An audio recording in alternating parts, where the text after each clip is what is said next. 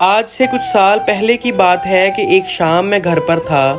मेरी माँ नसरीन और मेरे बाकी भाई गांव गए हुए थे और घर में दादा दादी थे। रात 8 बजे के करीब दरवाजे पर किसी ने दस्तक दी। मैंने बाहर जाके देखा तो बाहर एक औरत खड़ी थी जिसकी उम्र 35 साल होगी। मैंने पूछा जी फरमाएं। तो वो औरत बोली, आपके सामने घर वाले कहाँ गए हैं? मैं काफ़ी देर से दरवाज़ा बजा रही हूँ मगर कोई बाहर नहीं निकल रहा। औरत काफ़ी परेशान लग रही थी। मैंने कहा, इस बारे में मुझे कुछ नहीं पता, हो सकता है वो घर में मौजूद ना हो। मैंने उससे कहा कि अगर कोई काम है तो मुझे बता दें। वो और सोचकर बोली कि मुझे मेरे शोहर ने मारा है और घर छोड़कर चला गया है। मेरे 2 बच्चे भूखे हैं। मैं आपको खाना खिला देता हूँ, आप रहती कहाँ हैं? वो बोली, मेरे साथ आओ, और मैं उस औरत के साथ चल पड़ा।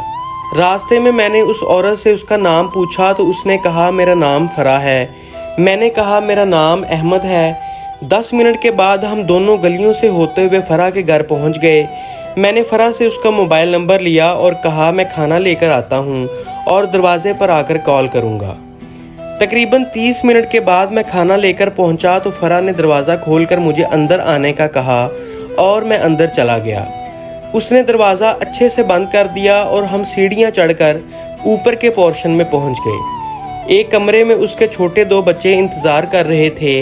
मैंने फरा को खाना दिया और कहा, बच्चों को दो, भूखे होंगे। फरा मुझे अपने बेडरूम में बिठा दिया और बोली, अहमद बैठो, मैं बच्चों को खाना देकर आती हूँ।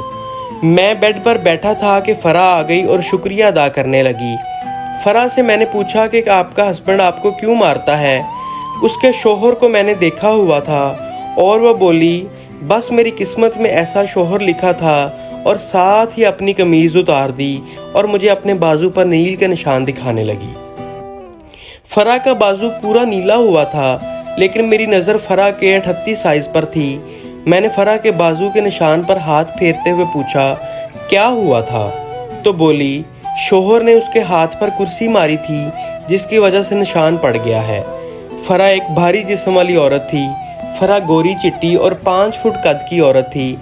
मैंने 3-4 दिन फ़रा को खाना देता रहा जिससे फ़रा मुझसे बहुत मुतासर हो गई और उस रात हमने दिल खोल कर रोमांस किया और उस पूरी रात को हमने एक दूसरे के लिए यादगार बनाया। फ़रा अब मुझसे राब्ते में है लेकिन फ़रा की अपने खामन से सुलह हो गई है और अब वो उसके साथ हंसी खुशी रह रही है। दोस्तों, अगर आपको मेरी आज की ये वीडियो, आपको आज की ये स्टोरी अच्छी लगी हो तो प्लीज़ इसको ज़्यादा से ज़्यादा लाइक करें और मेरी इस तरह की मज़ीद कहानियों के लिए मेरे चैनल बोल्ड स्टोरीज हब को लाजमी सब्सक्राइब कर लें। शुक्रिया।